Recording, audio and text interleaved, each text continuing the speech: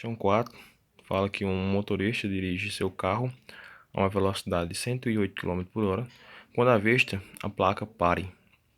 Aí, ao acionar os freios, ocorre uma desaceleração constante, ou seja, esse carro passa a perder velocidade, ou seja, esse movimento é um movimento retardado. E o carro leva 3 segundos para parar. Então, a distância percorrida pelo automóvel até a frenagem total é de... Então, para responder essa questão, pessoal, eu fiz aqui novamente um desenho para que a gente possa fazer uma análise completa de como entender e resolver esse problema. Então, um carro, né, velocidade inicial de 108 km por hora, certo? Avista uma placa pare. Então, a partir daí, com essa velocidade, ele aciona os freios, né? Isso ocorre uma desaceleração, ou seja, uma perca de velocidade, até que esse carro pare, né? Nessa posição que eu chamei de S, com velocidade final de zero. Velocidade final é zero, né? Ele levou 3 segundos para ir de 108 km por hora até zero. Pergunta: qual a distância percorrida por ele? Lembrando, pessoal, que essa distância percorrida por ele a gente chama de ΔS. Por que ΔS? Porque ele partiu de uma posição inicial e chegou na posição final. Essa variação, fisicamente chamamos de ΔS. A gente toma como, que não é 5 não, que é S menos S0. Ou seja, se ele partiu de uma posição 2 e chegou na posição 5, qual distância percorrida por ele? Simplesmente é fazer essa subtração, né? De 5 menos 2, que é 3. Ou seja, esse 3 é o que chamamos de variação de espaço. Então, ele partiu do 2 e chegou no 3, né? Então, essa diferença chamamos de variação de espaço, que é também nosso ΔS, que é justamente o que a questão quer saber. Certo?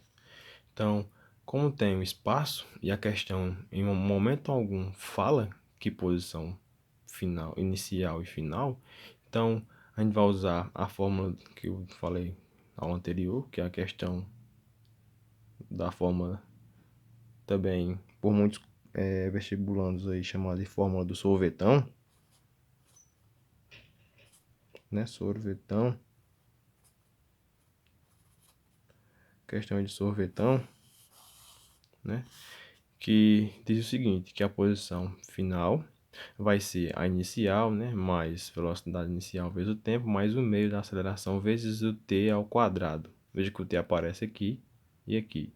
Então, isso aqui é uma função quadrática, né, que vocês estão estudando ou vão estudar aí na matemática 2, que é quando você trabalha com função quadrática.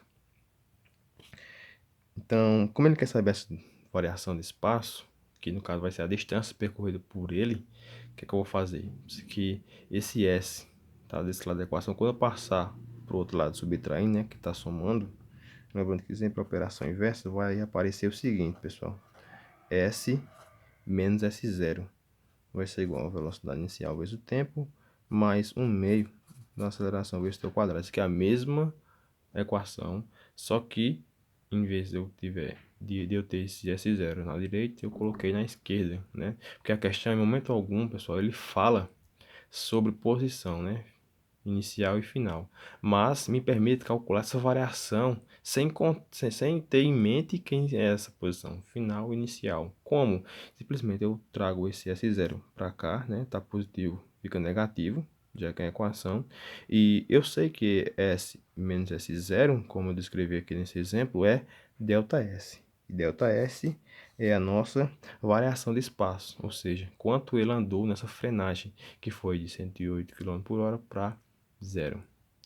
Então, agora simplesmente a gente já analisou cada caso. Agora, se eu tirar as informações, quem é a velocidade inicial e quem é o tempo, quem é a aceleração, para a gente conseguir resolver essa questão, certo? Então, a partir daí, eu vou extrair quem é cada variável, certo? Então, ΔS eu não sei, é que eu procurar saber. A velocidade inicial, eu sei que é 108 km por hora. E veja que o tempo, pessoal, ele levou 3 segundos para parar. Ou seja, eu vou ter que converter esses 108 km por hora para metros por segundo. Como nas questões anteriores, a gente vai ter que dividir por 3,6, certo? Então, 108 dividido por 3,6, a gente sabe que vai dar 30. Ou seja, a velocidade inicial dele era 30 metros por segundo. O tempo, ele levou 3 segundos para parar, certo? O A, no caso não seria nossa última alternativa, nossa última variável, eu não sei quanto que vale. A questão não informa. Então, eu vou procurar saber, que no caso é outra equação que a gente já viu, né? Que eu vou procurar aqui. E para mim, sabendo que tem uma aceleração, então se tem aceleração, vou me voltar para essa velocidade, né? Para essa equação da velocidade. Velocidade final vai ser velocidade inicial mais aceleração vezes o tempo, certo? Então, através da análise dessa questão, a gente vai procurar substituir aqui cada variável e encontrar nosso A, que no caso é a aceleração.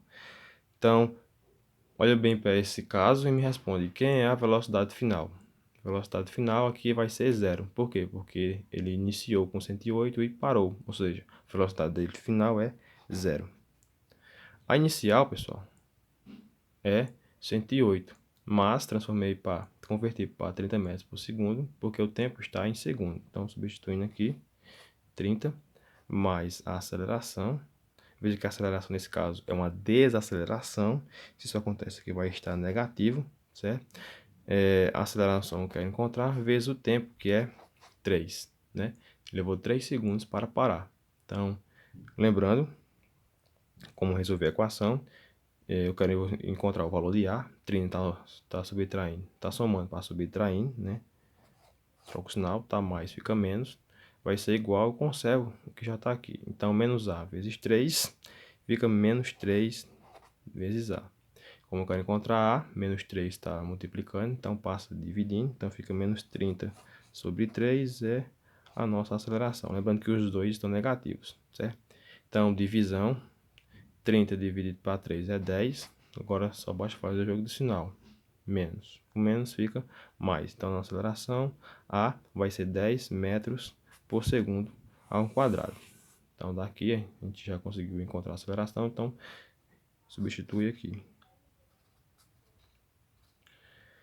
Pronto. Então, eu encontrei a velocidade, a aceleração, né? A gente tem o tempo e tem a velocidade inicial. Agora é só encontrar o nosso ΔS através da fórmula do sorvetão. Onde que nosso ΔS vai ser igual. Como eu passei esse S para o outro lado subtraindo, a gente vai encontrar o ΔS, né? Então, o que resta é somente essa parte aqui, ó.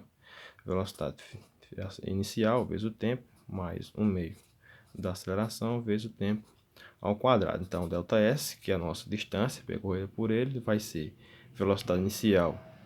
Velocidade inicial é 30, né? Vezes o tempo. A gente sabe que ele levou 3 segundos para parar, mais 1/2 da aceleração. Sabe que a aceleração é 10, né? É negativa, vezes o t ao quadrado. Sim, lembrando que o t é 10, né? Não, t é 3 ao quadrado. Então, 30 vezes 3, mais, aqui tem um menos, né? Então, se eu vou fazer logo essas, simplificar, 10 dividido para 2 vai ser 5, né? Vezes 3 ao quadrado é 9. Então, 30 vezes 3, 90. Aqui como tem um menos, aqui vai ser menos também, né? Porque mais com menos é menos. Aí 30 vezes 3, 90, menos 5 vezes dá 45, né? 5 vezes 9.